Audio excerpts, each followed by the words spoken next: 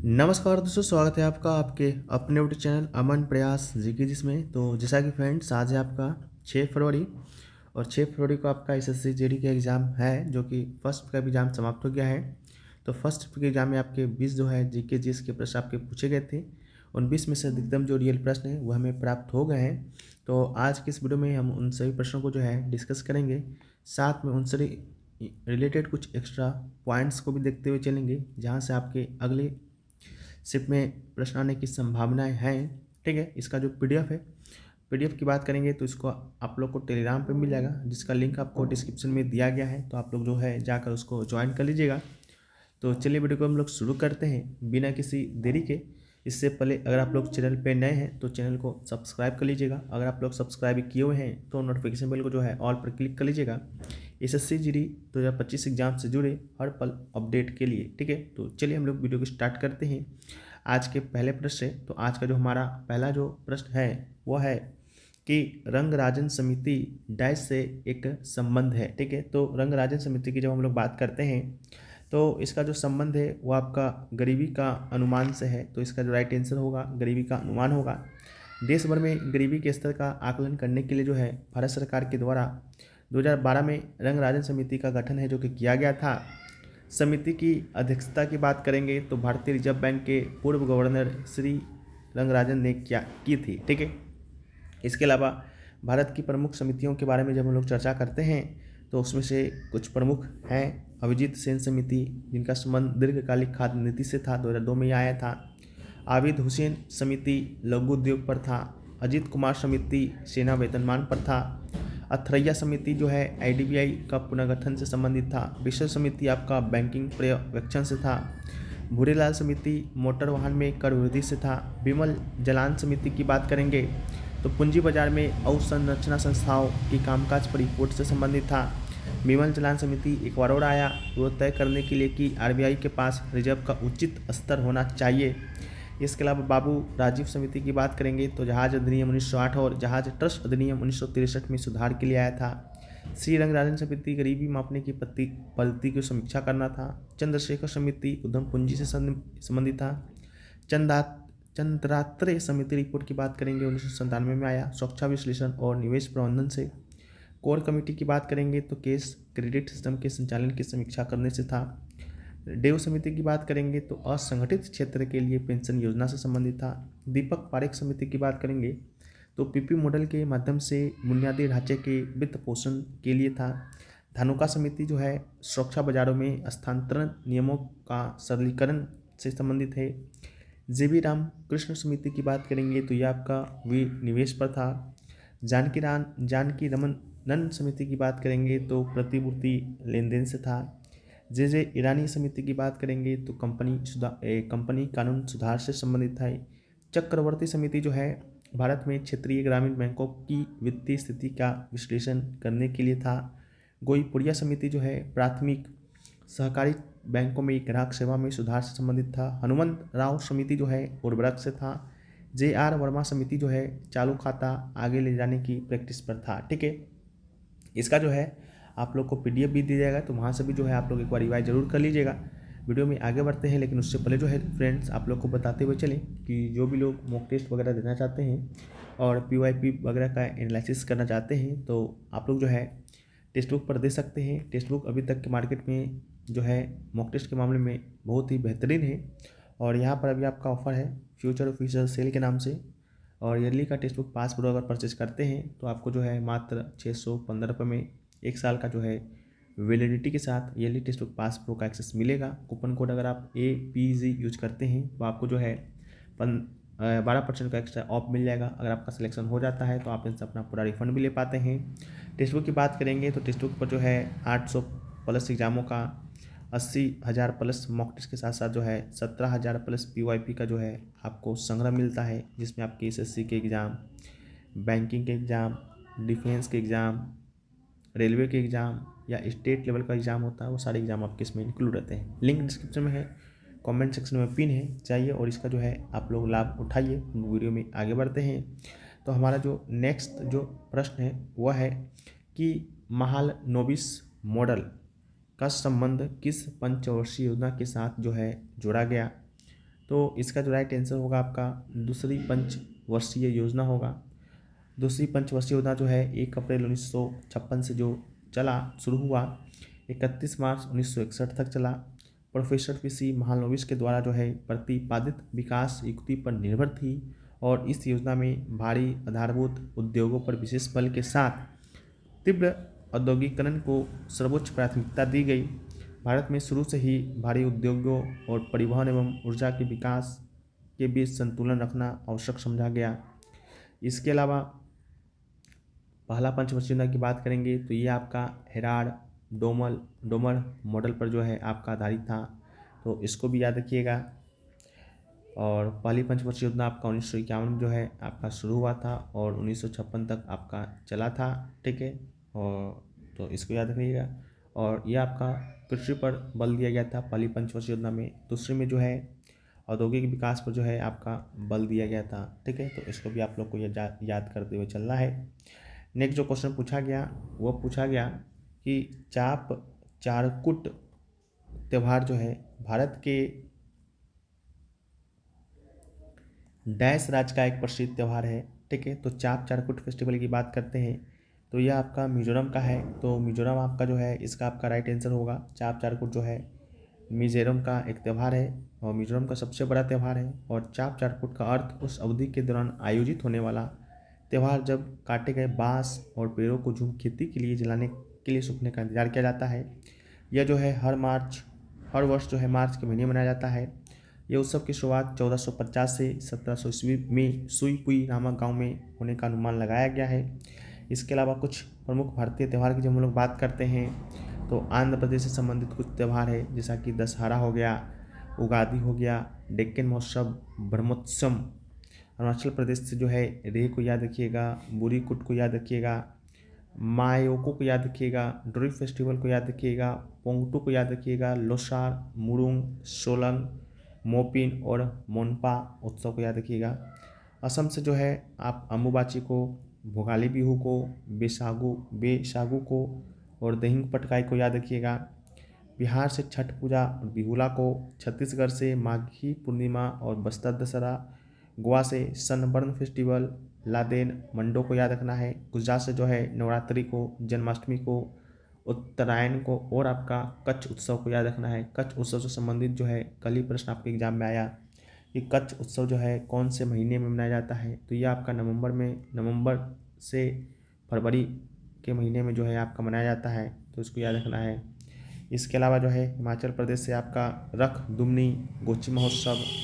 हरियाणा से बात करेंगे तो बैसाखी, अभी हाल ही में परसों ही क्वेश्चन आपसे पूछा गया बैसाखी कहाँ मनाया जाता है, तो पंजाब और हरियाणा में। जम्मू कश्मीर से जो है वो आपका हरनौमी, छारी, बहु मेला और दोस मोचे जो है वो मनाया जाता है। इसके अलावा जो है झारखंड से करम उत्सव, होली, रोहिणी, टूसू। कर्नाटक से मैसूर दशहरा, उगाडी। केरल की बात करेंगे तो ओणम जो है विशु मनाया जाता है। मध्य प्रदेश से लोकरंग उत्सव, तेजाजी, खजुराहो उत्सव। मेघालय की बात करेंगे तो नोक्रेम फेस्टिवल, खासी फेस्टिवल, वांगला, साजिबू, चेराओबा। महाराष्ट्र से गणेश उत्सव, गुड़ी पड़वा। मणिपुर से जो है योसोंग, उराग, जवांगकुट। मिजोरम से आपका चाप चारकुट महोत्सव जो है वो आपका मनाया जाता है। नागालैंड से आपका हॉर्नबिल फेस्टिवल, मोत्सु फेस्टिवल। उड़ीसा से आपका रथ यात्रा, राजा परवा, नूका आई। पंजाब से लोहड़ी, बैसाखी दोनों। राजस्थान से जो है गणगौर, तीज, बूंदी। सिक्किम से लोसर, सागा दावा। तमिलनाडु से जो है पोंगल, थाई पुसम, नट्टंजलि महोत्सव। तेलंगाना की बात करेंगे तो बुनालू जो मनाया जाता है, बथुकुम्बा आदि मनाया जाता है। त्रिपुरा से खर्ची पूजा। पश्चिम बंगाल से दुर्गा पूजा का त्यौहार मनाया जाता है। इसके अलावा जो है उत्तरांचल या की बात करेंगे तो गंगा दशहरा। उत्तर प्रदेश से रामनवमी, गंगा महोत्सव, नवरात्रि, खिरची आदि त्यौहार जो है वो आपका मनाया जाता है, ठीक है। नेक्स्ट क्वेश्चन जो पूछा गया कि संविधान का अनुच्छेद 12 से 35 जो है वो किससे संबंधित है, तो आपको बता दें कि ये जो है आपका मूल अधिकार या मौलिक अधिकार से संबंधित है, ठीक है। बाकी मौलिक अधिकार की जो अवधारणा है संयुक्त राज्य अमेरिका के संविधान से लिया गया। मूल संविधान की बात करते हैं तो उसमें आपके 7 मौलिक अधिकार है, लेकिन जो है 44वां संशोधन आपका होता है उसमें संपत्ति के अधिकार को, जो कि अनुच्छेद 31 के अंतर्गत था और अनुच्छेद 19 के सब क्लोज 6 के अंतर्गत था, मौलिक अधिकार की सूची से हटाकर जो है इसे अनुच्छेद 300 के क में जो रख दिया गया। इसके अलावा अनुच्छेद 32 जो कि एक मौलिक कर्तव्य मौलिक अधिकार का ही एक अनुच्छेद है, उसको बाबा साहेब भीमराव अम्बेडकर ने संविधान की आत्मा है जो कि कहा था, जो कि मूल अधिकार को मूल अधिकार बनाता है।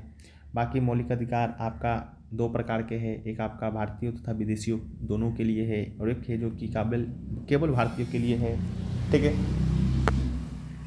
तो बात करते हैं भारतीयों तथा विदेशियों के लिए मौलिक अधिकार कौन कौन सा है, कौन कौन सा अनुच्छेद है। तो अनुच्छेद 14 हो गया, अनुच्छेद 20 हो गया, अनुच्छेद 21 हो गया, अनुच्छेद 21 का क हो गया, अनुच्छेद 23 हो गया, अनुच्छेद 24 हो गया, अनुच्छेद 25 हो गया, अनुच्छेद 25 से 28 जो अनुच्छेद है ये सभी आपका भारतीय तथा विदेशियों के लिए है। और केवल भारतीयों के लिए बात करें तो 15 हो गया, 16 हो गया, 19 हो गया, 29 हो गया और 30 हो गया। ठीक है, तो ये सब भी खूब याद रखिएगा। नेक्स्ट क्वेश्चन है कि रामानंद वी राघवन निम्नलिखित में से किस संगीत वाद्य यंत्र से संबंध है। तो इसका राइट आंसर आपका मृदगम हो जाएगा। ठीक है, हम ही परसों के ही पीडीएफ में आपको सारे संगीतकार वाद्य यंत्र से संबंधित सारे फैक्ट्स जो है वो आपको दिए हैं। रामानंद वी राघवन मृदगम से संबंध है, जो आमतौर पर कर्नाटक के संगीत में प्रयोग किया जाने वाला एक ताल वाद्य है। उनका जन्म जो है मदुरै तमिलनाडु भारत में तिरुनेलवेली जिले के कुनियूर गांव में पी वैद्यनाथ अय्यर और ब्रह्म नायकी के घर हुआ था। प्रसिद्ध कर्नाटक गायक जो है रामानंद कृष्णन उनके बड़े भाई थे। नेक्स्ट क्वेश्चन जो पूछा गया कि मौसम संबंधी घटनाएं जो है वो आपका कौन से मंडल में होता है। तो मौसम संबंधित घटनाएं की जब हम लोग बात करते हैं तो ये सारी घटनाएं आपके क्षोभ मंडल में होते हैं, तो इसका जो राइट आंसर होगा आपका क्षोभ मंडल हो जाएगा। इसके अलावा जो है वायुमंडल को जो है 5 परतों में बांटा गया है, पृथ्वी के धरातल से अंतरिक्ष की ओर। इन परतों का क्रम जो है उसमें क्षोभ मंडल, समताप मंडल, मध्य मंडल, तापमंडल और बाह्यमंडल आता है। क्षोभ मंडल की बात करेंगे तो यह परत वायुमंडल की सबसे महत्वपूर्ण और सबसे निचली परत है। इसकी औसत ऊंचाई जो है 13 किलोमीटर है। हमारे सांस लेने योग्य वायु इसी मंडल में मौजूद होती हैं और मौसम की लगभग सभी घटनाएं जैसे वर्षा, कोहरा, ओलावृष्टि इसी परत में घटित होती है। समतापमंडल की बात करेंगे तो यह आपका क्षोभ मंडल के ऊपर स्थित होता है और 50 किलोमीटर की ऊंचाई तक ये फैला होता है। यह परत बादलों और मौसम संबंधी घटनाओं से लगभग मुक्त होती है और हवाई जहाज़ों के उड़ने के लिए सबसे आदर्श होती है। समतापमंडल की एक महत्वपूर्ण विशेषता यह है कि ओजोन गैस की परत जो होती है वह आपका इसी मंडल में स्थित होती है। इसके अलावा जो है वो पूछा गया है मध्य मंडल, यह वायुमंडल की तीसरी परत है जो समताप मंडल के ऊपर से 80 किलोमीटर की ऊंचाई तक विस्तृत है और अंतरिक्ष से पृथ्वी के वायुमंडल में प्रवेश करने पर इस परत में पहुंचते ही उल्का पिंड जल जाते हैं। फिर आपका तापमंडल में ऊंचाई बढ़ने के साथ तापमान बहुत तेज़ी से बढ़ता है। आयन मंडल इसी परत का हिस्सा है और यह 80 से 400 किलोमीटर जो है मोटा होता है। यह परत रेडियो प्रसारण में मदद करती है। वास्तव में पृथ्वी द्वारा भेजी जाने वाली रेडियो तरंगे जो है इसी परत से टकरा कर वापस आ जाती है। फिर आपका वायुमंडल, यह आपका वायुमंडल का सबसे ऊपरी परत है और इस परत में वायु बहुत विरल होती है और हीलियम, हाइड्रोजन जैसी हल्की गैसें जो है यहीं से अंतरिक्ष में तैरती है। ठीक है, तो इसको भी याद रखिएगा। इसके अलावा जो है नेक्स्ट क्वेश्चन पूछा गया कि चीन में जो है सबसे ज़्यादा कौन सा धर्म को लोग फॉलो करता है। तो चीन तो ऐसे कहें तो ऑफिशियली यानी कि आधिकारिक रूप से आपका नास्तिक देश है। चीन की सत्ताधारी जो पार्टी है कम्युनिस्ट पार्टी किसी भी धर्म को नहीं मानती है और नास्तिक विचार को तवज्जो देती है। लेकिन आपके ऑप्शन में जो है दिया गया था ईसाई, इस्लाम, हिंदू, बौद्ध, तो उसके अकॉर्डिंग जो है आपका ईसाई जो है आपका इसका राइट आंसर जो है आपका हो जाएगा। ठीक है, ये क्वेश्चन आपका एग्जाम में पूछा गया था। इसके अलावा जो है और भी प्रश्न जो है आपके एग्जाम में पूछे गए थे।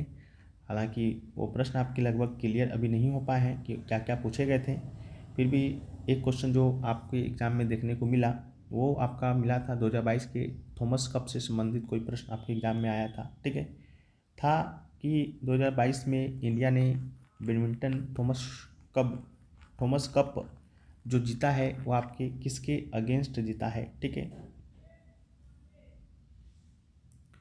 तो इसको हम पीडीएफ में शामिल कर देंगे। पीडीएफ आपको टेलीग्राम पे मिल जाएगा, जिसका लिंक जो है आपको डिस्क्रिप्शन में दिया गया है।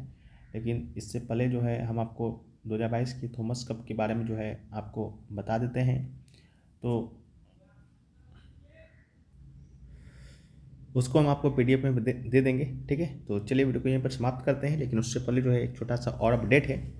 अगर आपका एग्ज़ाम जो है अगले शिफ्ट में है या 1-2 दिन का समय आपके पास बचा हुआ है, तो आप लोग जो है रिवीजन के तौर पर जो है हमारा ये जो इनिशिएटिव नया जो लॉन्च किया गया है, जिसमें आपको एसएससी जीडी 2025 का जो आपको एग्ज़ाम हो रहा है उसका पीडीएफ दिया जाता है विथ एक्स्ट्रा फैक्ट के साथ ही में साथ आपको जो है डेली 50 प्रश्नों का एक क्यूज भी कराया जाता है, जो कि रात्रि 9 बजे जो है आपका आयोजित होता है। यह क्यूज और पीडीएफ जो है आपका हिंदी और इंग्लिश दोनों मीडियम में उपलब्ध है। और वैलिडिटी की बात करेंगे तो एसएससी जीडी 2025 का जब तक एग्ज़ाम समाप्त नहीं हो जाता है तब तक का ये वैलिडिटी आपको यह रहेगा।